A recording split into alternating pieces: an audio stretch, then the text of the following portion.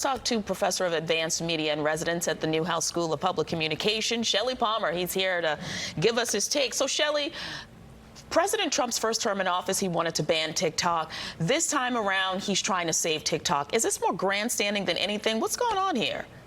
It feels like a little bit of political theater, but a few things have happened that are really interesting. First of all, as you said, TikTok shut down for a moment the other day, and it came back on as soon as the president-elect said he was going to sign an executive order. But interestingly, it's not available in the Apple App Store or the Google Play Store right now because that would be in violation of the law. The administration says it's not going to ask the DOJ to enforce that law at the moment, and an executive order was signed yesterday on Inauguration Day that gave TikTok 75 days to complete a sale. Now, there's some interesting things that have happened since then. First, ByteDance, who owns TikTok, has not been willing to even negotiate up until now. And since the EO was signed, we find out that ByteDance is open to making a deal.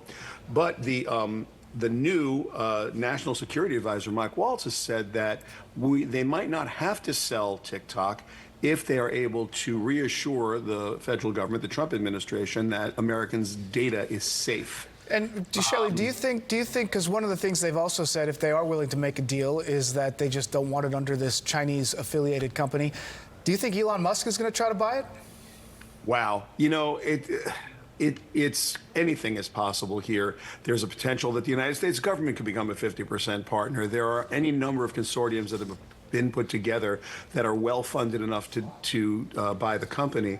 The question I have is that what is it that we are scared of? Because the data that TikTok gathers is no different from the data that any social media or social video gathers and company gathers. And by the way, everyone listening has been logged into Google for the last 20 years. And if you think for 1 second that all of this data is not available in data markets worldwide for people and companies to buy, you're mistaken. And it's naive to believe that the Chinese government doesn't already have all of the data they need to do all of the things that they're accusing TikTok of enabling China to do. So Shelly, what do you think it is? Because you're absolutely right. All of our information is already out there. It's no different than the other apps that we're using, Instagram, Meta, X. No, look, I've always thought that this was political in nature. Obviously, we have a love-hate relationship with China. Many people believe China is the enemy. China is also one of the largest holders of U.S. Treasury bonds and owners of U.S. dollars. We have a massive trade business with China. So I'm not going to get into the politics of it, but from a technical perspective, there is no difference from the data that TikTok grabs versus the data that any other app grabs. One thing I will say, though, if you want to talk about banning TikTok, and I'm going to just throw this in there, it's the most addictive algorithm ever created, and it does cause real harm to young people, and we can go in Shelly, that's what I was going to ask you, because Mike Johnson, the Speaker of the House, said the other day that the Chinese government or ByteDance is sort of manipulating the algorithm to spit out kind of anti-American views and get young people attracted to it.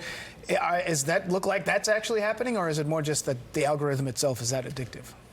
To be fair and frank, I don't know that there's any more misinformation on TikTok than any other social media or social video platform. But what I will tell you is that TikTok is by far the most addictive algorithm, period.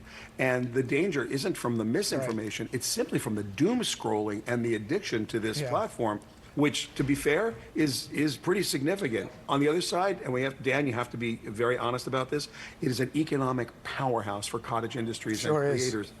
Taking it offline is not a great idea. Absolutely. Millions of small business owners, that's how they make their money. Very informative conversation, Shelly Palmer. Thank you very much. I wish we had more time. Thanks, Shelly. Yep. All right, guys, you be good.